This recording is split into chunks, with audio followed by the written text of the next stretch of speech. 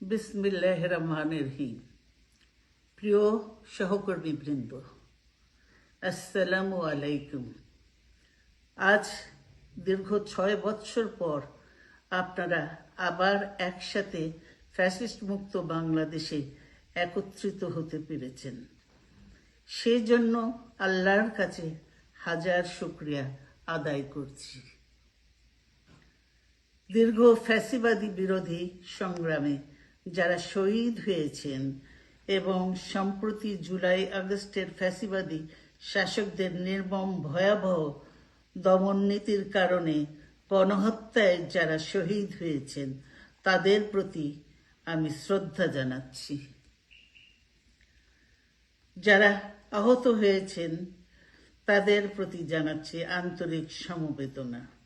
আমি চিকিৎসার কারণে যুক্তরাজ্যে অবস্থান করলেও আমি সব সময় আপনাদের পাশেই আছি।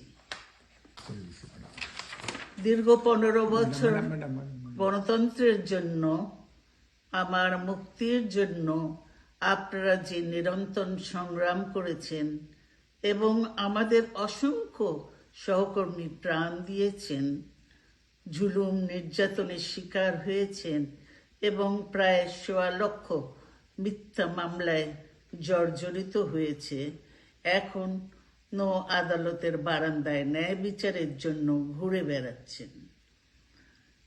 আপনাদের এ ত্যাগ শুধু দল নয়, জাতি চিরকাল স্মরণ রাখবে। দেশ আজ এক সংকটময় সময় অতিক্রম করছে।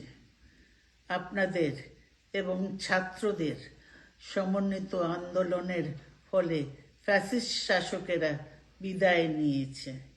একটা অন্তর্বর্তীকালীন সরকার গঠিত হয়েছে। তাদের কাছে জনগণের প্রত্যাশা, রাষ্ট্র মেরামতের ন্যূনতম সংস্কার দ্রুত সম্পন্ন করে গণতান্ত্রিক ব্যবস্থায় ফিরে যাওয়ার জন্য সকলের কাছে গ্রহণযোগ্য একটি নির্বাচন অনুষ্ঠান সম্পন্ন করা।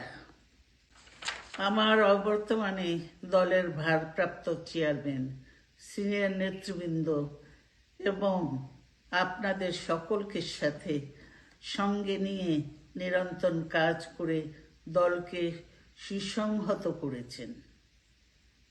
আমি আপনাদের ধন্যবাদ জানাচ্ছি। আমি বিশ্বাস করি আপনারা শহীদ প্রেসিডেন্ট জিয়াউর রহমানের আদর্শে আরো উজ্জীবিত হয়ে আগামী নির্বাচনে সাফল্যের জন্য ঐক্যবদ্ধভাবে কাজ করবেন। এমন কোনো কাজ করবেন না যাতে আপনাদের এত দিনকার সংগ্রাম, আত্মত্যাগ বিফলে যায়। আমাদের সব সময় শহীদ প্রেসিডেন্ট জিয়াউর রহমানের সেই উক্তি মনে রাখা দরকার, ব্যক্তির চেয়ে দল বড়, দলের চেয়ে দেশ। বাংলাদেশের সর্বস্তরের মানুষ, বিশেষ করে তরুণ সমাজ আজ এক ইতিবাচক গণতান্ত্রিক পরিবর্তনের জন্য উন্মুখ হয়ে আছে। ক্ষুদ্র ক্ষুদ্র সংকীর্ণতা ভুলে দেশ ও জাতির বৃহত্তর স্বার্থে আমাদের কাজ করতে হবে। এখনো ফ্যাসিস্টদের দোসররা এবং বাংলাদেশের শত্রুরা গণ অভ্যুত্থানের মাধ্যমে প্রাপ্ত অর্জনকে নস্যাৎ করার জন্য গভীর চক্রান্তে লিপ্ত রয়েছে। ইস্পাত কঠিন ঐক্যের মাধ্যমে জনগণকে সঙ্গে নিয়ে এবং চক্রান্তকে ব্যর্থ করে দিতে হবে। গণতান্ত্রিক বাংলাদেশ বিনির্মাণের জন্য আমাদের সকলকে একযোগে কাজ করতে হবে।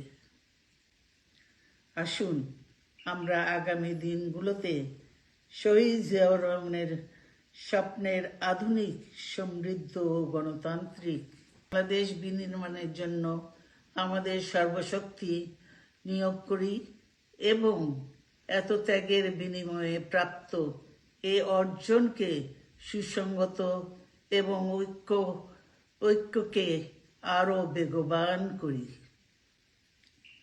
আমি যুক্তরাজ্য থেকে অসুস্থ অবস্থায় আপনাদের আহ্বান জানাতে চাই, আসুন জনগণকে সম্পৃক্ত করে বাংলাদেশ জাতীয়তাবাদী দলকে পূর্বের ন্যায় আন্দোলন, সংগ্রাম ও রাষ্ট্র পরিচালনায় নেতৃত্ব প্রদানে আরও ঐক্যবদ্ধ এবং সুসংগতভাবে গড়ে তুলি।